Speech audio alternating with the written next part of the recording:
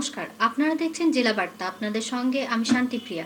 সারা ভারতবর্ষের হিসেবে 85,000 কোটি টাকা যে রেল প্রকল্পের সূচনা করলেন প্রধানমন্ত্রী নরেন্দ্র মোদী, সেই অনুষ্ঠানে আসানসোল হাটিয়া এক্সপ্রেস ট্রেনের সূচনা হলো। আসানসোল রেল স্টেশনে সেই ট্রেনের সূচনা লগ্নে উপস্থিত ছিলেন আসানসোল দক্ষিণ কেন্দ্রের বিধায়ক অগ্নিমিত্রা পাল থেকে শুরু করে আসানসোল রেল ডিভিশনের ডিআরএম চেতনানন্দ সিং, অন্যান্য রেল আধিকারিকরা।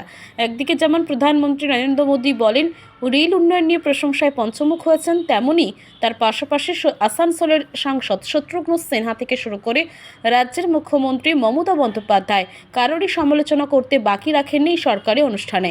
এদিন ফ্রেইট করিডর নিয়ে অগ্নিমিত্রা পাল বলেন 2014 থেকে 2024 সাল পর্যন্ত প্রায় 2400 কিলোমিটার ফ্রেইট করিডোরের জন্য আলাদা রেলপথের সূচনা করেছেন প্রধানমন্ত্রী নরেন্দ্র মোদী।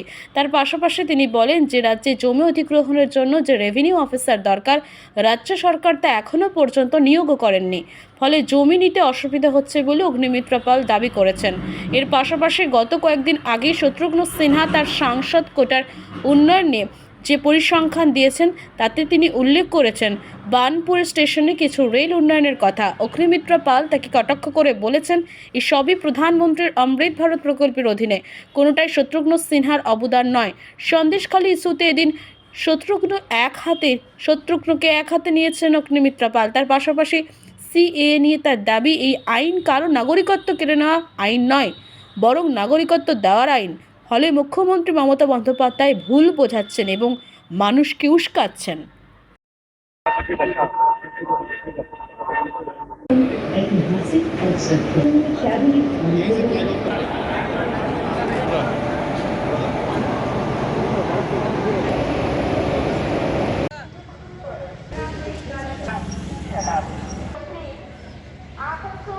দেশকে এগিয়ে নিয়ে যেতে হবে, কিন্তু দেশ এগোতে পারবে না যতক্ষণ না পশ্চিমবঙ্গ এগোয়, যতক্ষণ না আমাদের প্রত্যেকটা রাজ্য এগোয়, এবং পশ্চিমবঙ্গ তার বাইরে নয়। তাই আসুন পশ্চিমবঙ্গকে এগোতে, ভারতবর্ষকে এগোতে মাননীয় প্রধানমন্ত্রী নরেন্দ্র মোদীজির হাত আমরা শক্ত করি। ভালো থাকবেন, সুস্থ থাকবেন। ভারত মাতা কি। মমতা বন্দ্যোপাধ্যায়, আপনাকে আমি সতর্ক করে দিচ্ছি, আপনার ওই আবার করে নাটক করা আর মানুষকে উস্কানো চেষ্টা করবেন না। গতকালও মাননীয় গৃহমন্ত্রী অমিত শাহজি বলেছেন, এবং বারবার যেটা বলা হচ্ছে, স্পেশালি আমার মুসলমান যারা ভাই বোন রয়েছেন তাদের জন্য বলবো, মমতা ব্যানার্জির কথাতে আপনারা কান দেবেন না, কারণ উনি মিথ্যে কথা বলেন। এই সিএএ যেটা লাগু হয়েছে সেটা কোনো মানুষকে পশ্চিমবঙ্গ থেকে বের করে দেওয়ার আইন নয়। এইটা শুরু হচ্ছে পাকিস্তান, আফগানিস্তান, বাংলাদেশ, এইখানে যারা যারা রয়েছেন হিন্দু, খ্রিস্টান, জৈন। সরকারি অনুমতি ছাড়া একের পর এক গাছ কাটার অভিযোগ প্রাথমিক বিদ্যালয়ের প্রধান শিক্ষকের বিরুদ্ধে। উত্তর 24 পরগনার বাগদা ব্লকের রনঘাট গ্রাম পঞ্চায়েতের মনোহরপুর প্রাথমিক বিদ্যালয়ে রাজ্য সড়কের পাশে থাকা 6টি গাছকে রবিবার কাটা হয়। স্থানীয়দের অভিযোগ পেয়ে ঘটনাস্থলে পৌঁছায় বাগদা থানার পুলিশ। বন্ধ করা হয় গাছ কাটার কাজ, কিন্তু ততক্ষণে কাটা হয়ে গিয়েছে 6টি গাছ, এমনকি গাছ কেটে তা অন্যত্র পাঠানো হয়ে গিয়েছে। স্কুলের উন্নয়নের জন্য ভিলেজ এডুকেশন কমিটিতে রেজুলেশন করে গাছ কাটা হচ্ছে বলে দাবি করেছেন প্রধান শিক্ষক, কিন্তু বন দপ্তর পিডব্লিউডি ভিডিও অফিসের পর অনুমতি ছাড়াই এই গাছ কাটা হয়েছে বলে জানিয়েছেন প্রধান শিক্ষক। বন দপ্তরের অনুমতি ছাড়া গাছ কাটা যায় কিনা সেটা জানেন না প্রধান শিক্ষক। এই বিষয়ে প্রধান শিক্ষক জানিয়েছেন স্কুলের কয়েকটি বেঞ্চের খুব প্রয়োজন, সেই কারণে ভিলেজ এডুকেশন কমিটিতে রেজুলেশন করে কাটা হয়েছে গাছ। সরকারি অনুমতি ছাড়া কেন কেটেছেন গাছ তার উত্তর প্রধান শিক্ষক জানিয়েছেন, স্কুল গাছ লাগিয়েছে, সেই গাছ কাটতে সরকারি অনুমতি নিতে হয় তা তিনি জানেন না। অন্যদিকে স্থানীয় পঞ্চায়েত সদস্য জানিয়েছেন যে স্কুল গাছ লাগিয়েছে, সেই কারণে স্কুলের স্বার্থে গাছ কাটা হচ্ছে, তাতে আবার অনুমতি নিতে হয় বলে জানা নেই। যদিও রংঘাট গ্রাম পঞ্চায়েতের প্রধান আফসানা মণ্ডল জানিয়েছেন, স্থানীয় সাধারণ মানুষ আমাকে ফোনে এই অভিযোগ জানিয়েছে, প্রধান শিক্ষক বন দপ্তর বা কোনো সরকারি দপ্তর থেকে অনুমতি ছাড়াই এই গাছ কেটে ভুল করেছেন। আমি ভিডিও সাহেব ও বন দপ্তরকে জানিয়েছি, ঊর্ধ্বতন কর্তৃপক্ষ প্রধান শিক্ষকের বিরুদ্ধে যা ব্যবস্থা নেবে সেটাই হবে।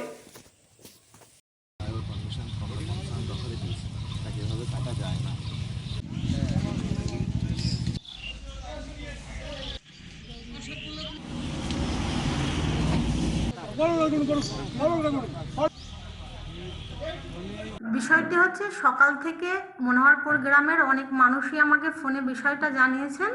ঘটনাটা যেটা হয়েছে যে মনোহরপুরের প্রধান শিক্ষক মশাই 6টা গাছ কাটিয়েছেন, এমনকি উনি পঞ্চায়েতের সঙ্গে কোনো যোগাযোগও করেননি, এমনকি পঞ্চায়েত থেকে কোনো নো অবজেকশনও নেননি, ফরেস্ট ডিপার্টমেন্টের থেকে কোনো পারমিশনও নেননি। উনি দাবি করছেন যে এটা স্কুলের স্বার্থে করেছেন। স্কুলের স্বার্থে হলেও মানে গাছগুলো এইভাবে কাটানো যায় না।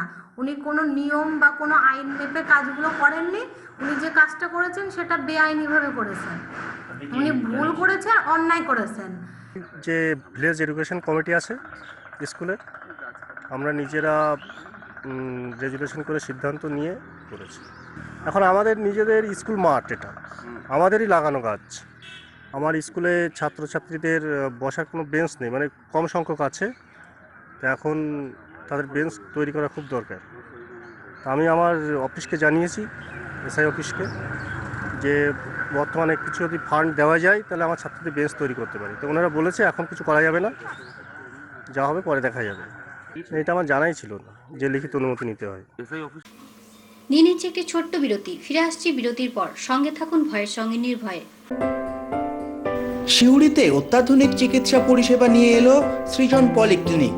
ওষুধের দোকান সহ অত্যাধুনিক মানের প্যাথোল্যাব, কম্পিউটার তথা অত্যাধুনিক মেশিনে রক্ত, মল, মূত্র ও থাইরয়েড পরীক্ষার সঙ্গে এখানে রয়েছে বিশিষ্ট চিকিৎসকদের বসার চেম্বার।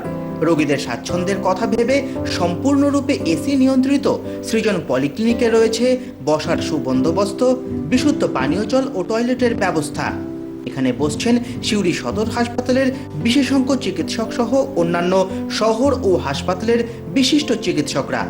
সৃজন পলিক্লিনিক ও প্যাথোল্যাব, সিউড়ি, বীরভূম। সিউড়ি সদর হাসপাতালের পাশে ফাঁড়ি ঘরের উল্টো দিকে। Mobile number 8373071019, 9474437713, 9434326822। ফিরে এলাম বিরতির পর।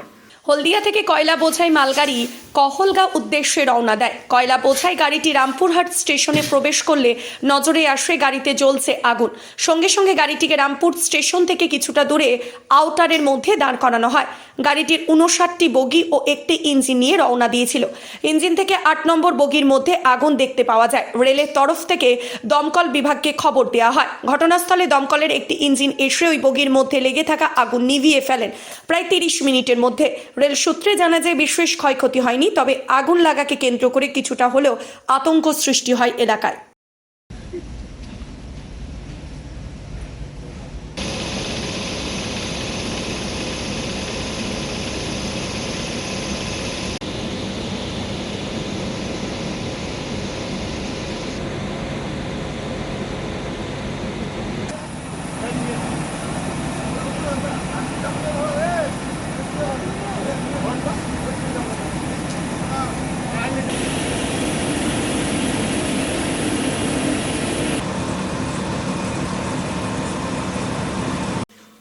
আজকে জেলা বার্তা এই পর্যন্তই। নমস্কার।